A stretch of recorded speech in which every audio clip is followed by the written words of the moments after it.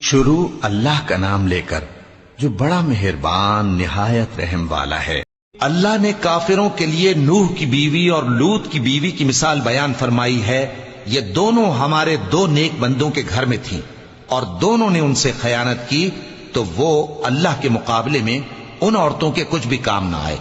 اور ان کو حکم دیا گیا کہ دوسرے داخل ہونے والوں کے ساتھ تم بھی دوزخ میں داخل ہو جاؤ۔